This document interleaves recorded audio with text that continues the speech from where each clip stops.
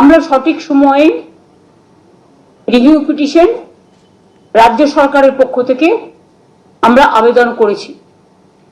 সেই আবেদনে পরিষ্কারভাবে আমরা কিন্তু কারো চাকরি যাওয়ার কথা বলিনি। আমরা পরিষ্কার বলেছি যে যারা চাকরি করে তাদের সুযোগ দেওয়া হোক এবং তাদের যেন লিস্টটা বাতিল না করা হয়। কিন্তু সুপ্রিম কোর্ট আপনারা জানেন যে অলরেডি একটা এই রিভিউ করবার আগে রিভিউটা আলোচনা করার সুযোগ আসেনি এখনো, যেহেতু গরমের ছুটি পড়ে গেছে। গরমের ছুটি পড়ার পরে এটা আলোচনা হবে। কিন্তু আমরা যদি ততদিন অপেক্ষা করি তাহলে আগের যে অর্ডারটা দিয়ে গেছেন প্রধান বিচারপতি, সেই অর্ডারটা কোনো কারণে যদি আমরা ক্যারি না করি, মানে বহন না করি,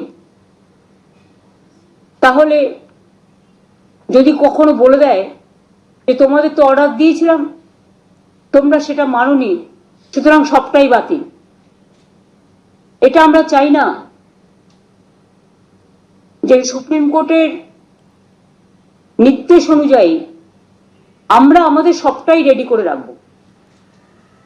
যদি রিভিউয়ে বলে আপনাদের পরীক্ষা দিতে হবে না, আপনাদেরটা অ্যাকসেপ্টেড করা হলো, লিস্ট বাতিল করা হলো না, তাহলে আমরা নিশ্চয়ই সুপ্রিম কোর্টের কথা শুনব।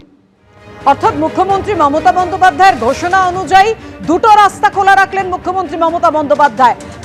একেবারে সুপ্রিম কোর্টের নির্দেশ মেনে 31শে মের মধ্যেই নতুন করে বিজ্ঞপ্তি জারি। 2, যদি রিভিউ পিটিশনে বিচার না মেলে তাহলে যাতে ফেরার রাস্তা খোলা থাকে সেটাও উল্লেখ করেছেন মুখ্যমন্ত্রী মমতা বন্দ্যোপাধ্যায়, এবং সেই কারণেই এই বিজ্ঞপ্তি প্রকাশ করার কথা বলছেন, পরীক্ষা দেওয়ার কথা বলছেন, আর রিভিউ পিটিশনও সরকার করছে, সেই রাস্তাও খোলা রাখলেন মুখ্যমন্ত্রী মমতা বন্দ্যোপাধ্যায়। যদি কোর্ট বলে পরীক্ষা দিতে হবে না তাহলে আমরা সেই মতোই চলবো। মুখ্যমন্ত্রী মমতা বন্দ্যোপাধ্যায় আরো কি বললেন দেখুন। সুপ্রিম কোর্টের যেহেতু অর্ডার আছে 31 মের মধ্যে করতে হবে, আমরা এতদিন ধরে অপেক্ষাই করছিলাম। অর্ডার তো বেরিয়েছে অনেক দিন আগে, প্রায় অ্যাবাউট 2 মান্থস হবে। 3rd এপ্রিল 17th এপ্রিল, তাহলে প্রায় অনেক দিন হয়ে গেছে।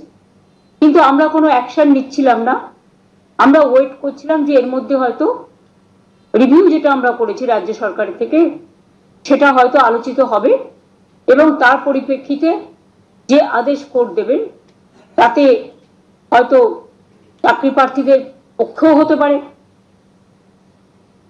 তাহলে আমরা অপেক্ষা করছিলাম। কিন্তু যেহেতু এখনো রিভিউটা হয়নি,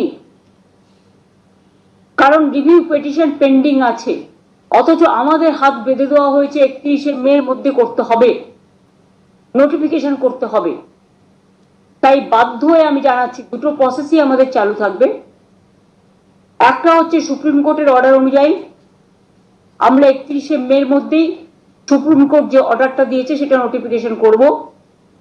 আর দ্বিতীয়ত যদি রিভিউ যেটা আমরা করেছি, রিভিউতে যদি আমরা ভালো রেজাল্ট পাই তাহলে আমরা সেটাকে গ্রহণ করব।